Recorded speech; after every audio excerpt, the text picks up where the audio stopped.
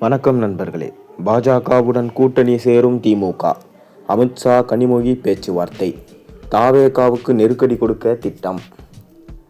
நடந்து முடிந்த சட்டசபை தேர்தலில் திமுக அடைந்த தோல்வியிலிருந்து மீண்டு வருவதற்கான சீரமைப்பும் பணிகளை அக்கட்சி தலைமை மேற்கொண்டு வருது. அதற்காக கட்சியில் பல்வேறு மாற்றங்களை கொண்டு வருவது குறித்து தொடர்ந்து ஆலோசிக்கப்பட்டு வருவதா தகவல்கள் வெளியாயிருக்கு. அந்த வகையில் உதயநிதி ஸ்டாலினுக்கு செயல் தலைவர் என்கின்ற பொறுப்பை வழங்குவதற்கான முடிவை மு.க. ஸ்டாலினும் எடுக்க முன்வந்தபோது அதற்கு சீனியர்கள் பலரும் எதிர்ப்பு தெரிவிச்சிருந்தாங்க. கருணாநிதி அவர்கள் திமுக தலைவராக எப்போது அவரால் முழுமையாக செயல்பட முடியவில்லை என்கின்ற ஒரு நிலை வந்தபோது உங்களுக்கு செயல் தலைவர் என்கின்ற பொறுப்பு வழங்கப்பட்டது. அப்படி இருக்கையில் தற்போது நீங்கள் நன்றாக ஆக்டிவாக இருக்கீங்க. அந்த வகையில் தற்போது செயல் தலைவர் என்கின்ற பொறுப்பு அவசியமற்றது என்று சீனியர்கள் தெரிவித்திருக்காங்க. அது மட்டுமில்லாமல் உதயநிதிக்கு செயல் தலைவர் என்றால் தனக்கு பொதுச் செயலாளர் பொறுப்பு வேண்டும் என்ற காய்களை ஸ்டாலினுக்கு எதிராக கனிமொழி நகற்றிட்டு வரார்.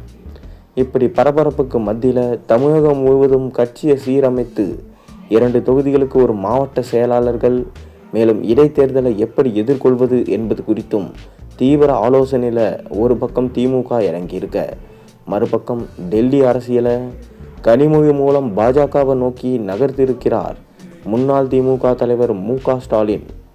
வரும் 18ஆம் தேதி பாராளுமன்ற கூட்டம் கூடுகிறது. இப்படி ஒரு சூழலில் மேற்கு வங்கம் மூலம் கூடுதலாக பாராளுமன்ற உறுப்பினர்கள் பாஜகவுக்கு கிடைத்திருக்கிறாங்க. மேலும் மகாராஷ்டிராவில் சரத் பவர் தரப்பிலிருந்து நாடாளுமன்ற உறுப்பினர்கள் பாஜக பக்கம் சிலர் சாய்ந்திருக்காங்க.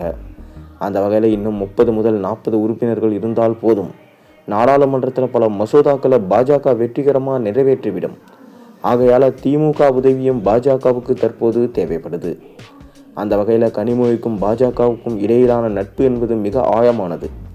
குறிப்பாக தூத்துக்குடியில் நாடாளுமன்ற தொகுதியில் போட்டியிட்ட கனிமொழிக்கு எதிராக டம்மி வேட்பாளரான தாமாகவே நிறுத்தியது கூட பாஜகவின் டெல்லியின் திட்டம்தான் என்றும், கனிமொழிக்கு கடினமான போட்டியை கொடுக்காமல் மிக எளிமையான வெற்றி பெற வழிவகுக்கும் டெல்லி பாஜக தான் என்கின்றதும் தகவல் வெளியாச்சு. குறிப்பாக மத்திய உள்துறை அமைச்சர் அமித்ஷாவுக்கும் கனிமொழிக்கும் இடையிலான அரசியல் ரீதியான பேச்சுவார்த்தை அடிக்கடி நடக்கும் என்றும், அந்த வகையில் தற்போது காங்கிரஸை திமுக கழட்டிவிட்ட நிலையில் பாஜகவை நோக்கி நகர்வுதான் சரி என்று முடிவை திமுக தலைமை எடுத்துள்ளதா தகவல்கள் வெளியாயிருக்கு.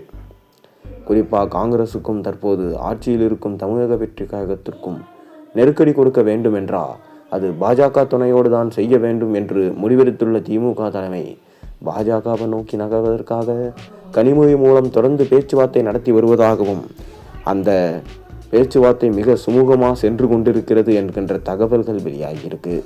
ஒருவேளை திமுக பாஜகவுடன் இணைந்து செயல்பட்டால் என்னவாகும் என்பதை நீங்கள் கமெண்ட் வாயிலாக தெரிவியுங்கள்.